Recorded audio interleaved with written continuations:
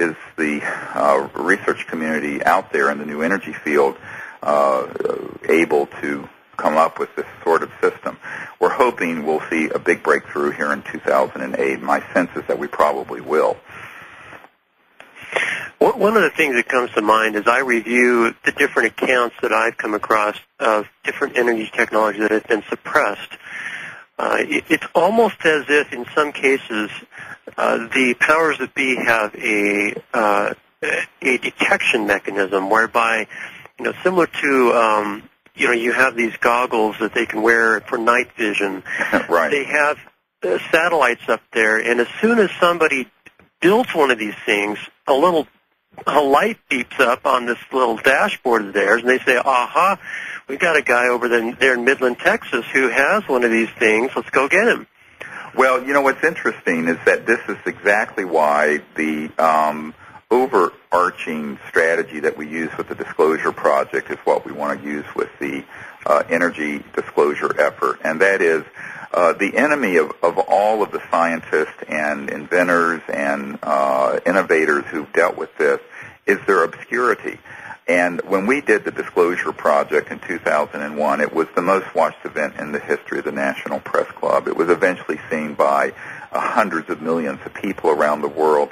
And the people who are sort of in a background support role of what we're doing are frankly very powerful and very well connected, including quite a few A-list celebrities in the United States and in Europe. And what I have said to people is that you're not going to be able to do this in an incremental way. The incrementalist view of this is over. And the other point that I would like to make, and you're absolutely correct in this, Sterling, is that anyone who thinks they're going to do this and remain off the radar scope of the interests who want to suppress it are frankly delusional. I have talked to so many inventors who say, well, I'm going to hide it in a rock crusher, or I'm going to hide it in a this, or I said, you're not hiding it from anywhere. They don't really care to bother anyone unless it looks like it's going to come out and make a difference in the status quo. So it's a sort of this catch-22.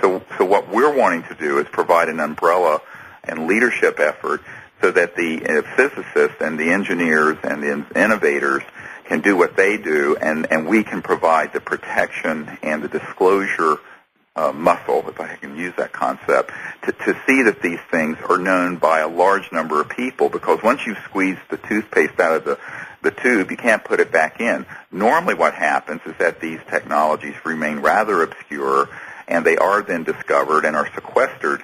And I do believe that there are very well-developed detection systems that are able to pick up when someone has something like this operating. In fact, I've been told that this is the case. And I'm reminded also of what Ben Rich, who was the head of Lockheed Skunk Works, told us before he passed away. He said, look, there are no private conversations anywhere on Earth, and I am quoting.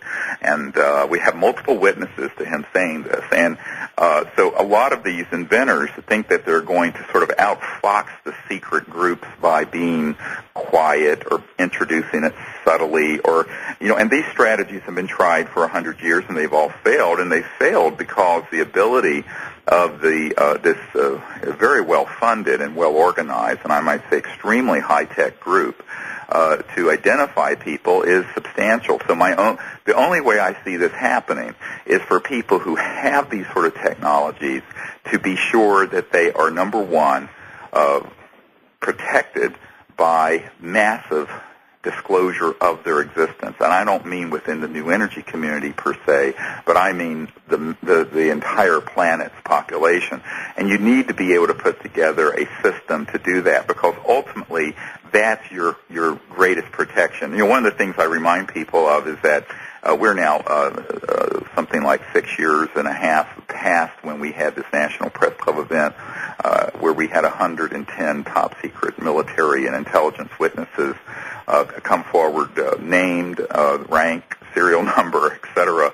And not a single one of them have been threatened. None of them have even received a phone call asking them to be quiet. We have not had any of that kind of action towards us. And the reason for it is that we have a multi-layered strategic security system in place that is protective, but also there's just too many people who are following what is going on with this. And so one of the things that has to happen with these technologies is that they need to move from the cradle of their birth, as it were, into prominence. Even if they're not ready to be sold to the masses of the population need to know about it, because that's your first line of defense, because it's only in the darkness of obscurity that these kind of shadowy interests are able to operate and get away with it. Because if you put a big spotlight on what's going on, they're sort of like cockroaches that run into the corners of the house when you turn the lights on. They're just going to not be out there because they do not want to be caught flat-footed in the middle of a suppression activity.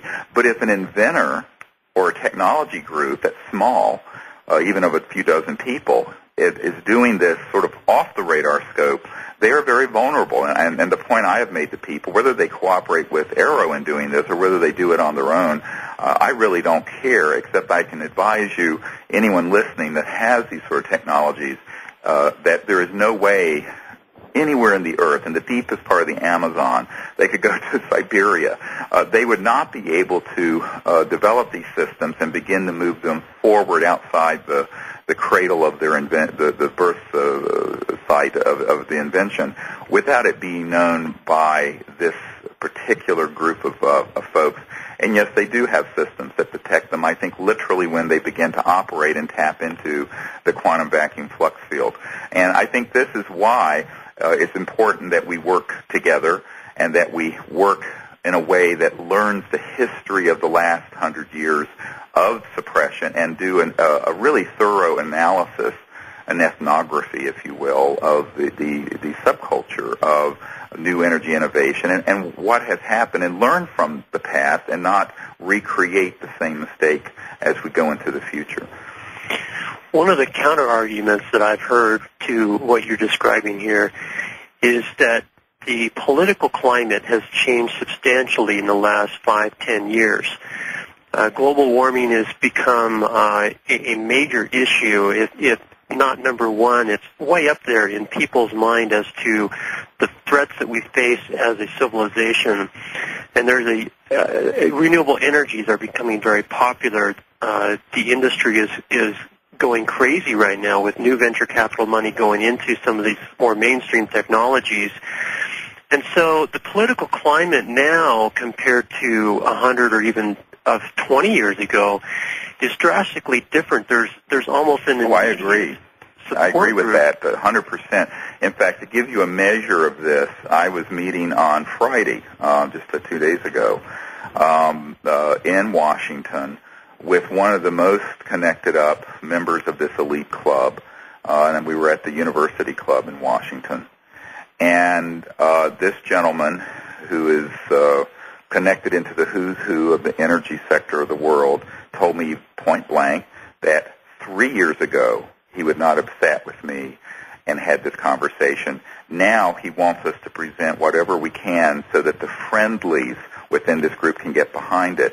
And so what I'm saying to people is that things have changed, and this is why we're able to go forward, and that people who have the knowledge of how to create these systems need to not be so timid, but they need to be wise in being bold. You know, being bold doesn't mean being reckless. Being bold means making wise choices so that you move forward and you take the people who are aware of what you just said, the environmental crisis, the geopolitical crisis with the oil and energy situation, which, by the way, is going to haunt us much sooner than the greenhouse gas problem and the global warming problem. And that is to be sure that the strategic capabilities are equal to the technology. What we've seen in the past, that people have great breakthroughs in these technologies, and they just think that if they have $5 million or $100 million or $200 billion, give you any number, that they can do it. the money is about 10% of the problem, and the device is about 10% of the problem. The problem is having the strategic know-how to leverage these things into the circles that you're describing, which are now on our side of the argument, which weren't there 5 years ago or even 3 years ago, as this a gentleman was explaining to me on Friday in Washington. So I'm very optimistic that there has been a major sea